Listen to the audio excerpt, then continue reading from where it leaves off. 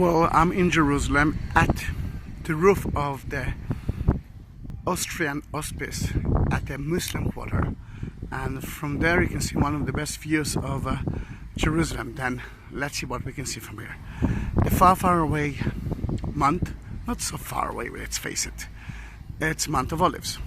The white tower in front of you with a black pyramid top, it's the Ascension Church. Actually it's not, it's the Russian Ascension Church, but the real site where Jesus ascended into heaven is to the right of it. I don't know if you can see, but there's a small minaret to the right of it, and that used to be the Ascension site itself, but now it's a mosque. To the right of it you can see a big area, white area. On top of that white area you can see 7 arches.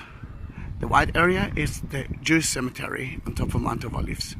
The Jews and the Christians and even the Muslims believe that the Messiah, Christ or Allah, will come from here, and that the resurrection day will start from Mount of Olives. To the right of it, and not so far away from us, you can see the Golden Dome, the Dome of the Rock, which is the story of Jerusalem. Beneath the Dome of the Rock, which today it's a Muslim site, is a rock, and this is the foundation rock according to the Jews and the Christians. That's where God started to create the world. Later on, the story of Adam and Eve happened on top of that stone. The story of Abraham and Isaac. Abraham almost sacrificed Isaac on top of that stone, Mount Moriah.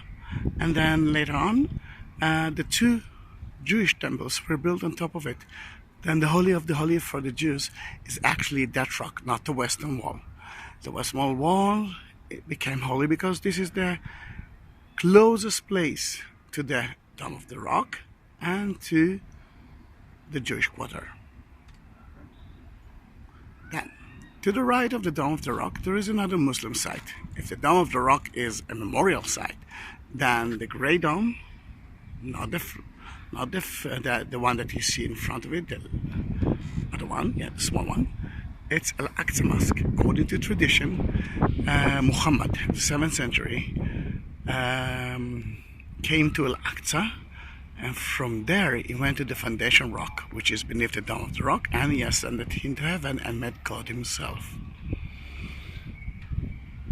Around the Dome of the Rock is the Muslim quarter, and the Austrian Hospice is actually at the Muslim quarter as well, and you can see here the Grey Dome of the Armenian Catholic Church, which is part of the Via Dolorosa.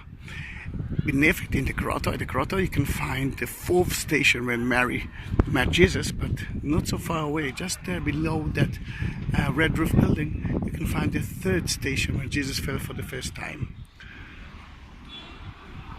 If you go into the city, you can see the Israeli flag, and that is the Jewish. This is the Jewish quarter, and to the right of it, you can see a white dome.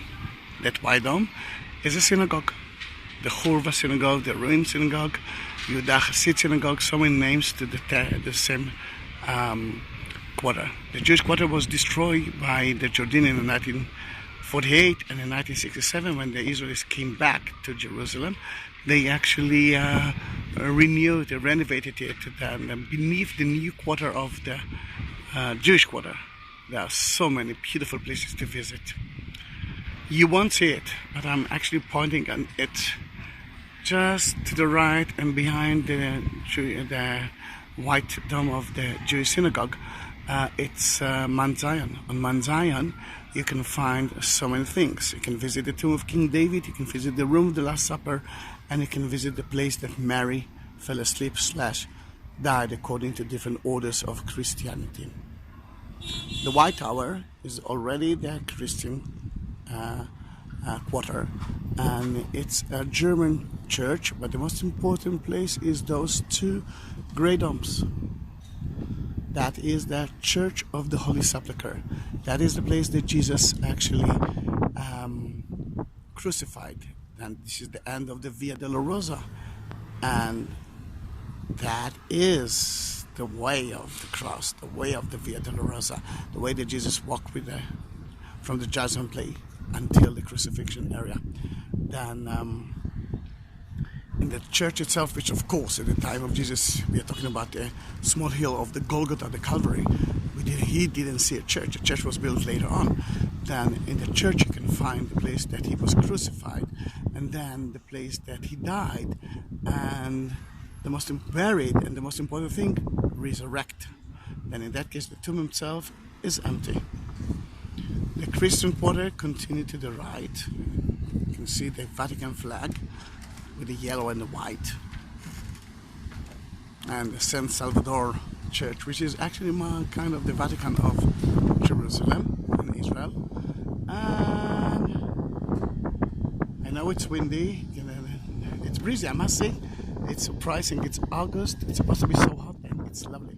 Then the big wall that you see is the northern wall of the city, built by Suleiman the Magnificent. And the most important part that you see in front of you is Damascus Gate. That gate will lead you to Damascus, but 2 minutes outside the gate you can find another tomb of Jesus, which is the Garden Tomb according to the Protestant. And in that case, 2 tombs of Jesus in that city.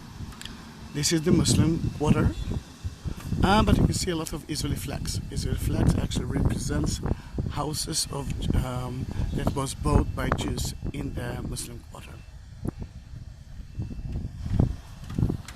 That was, I don't know how long, but now you know a lot about the city. Look at the roofs with a lot of small domes, but that's for a different video, different movie. Well, goodbye and see you at Jerusalem, a city of peace. And it's totally different than the city of Sky News and CNN. Come and see it by yourself.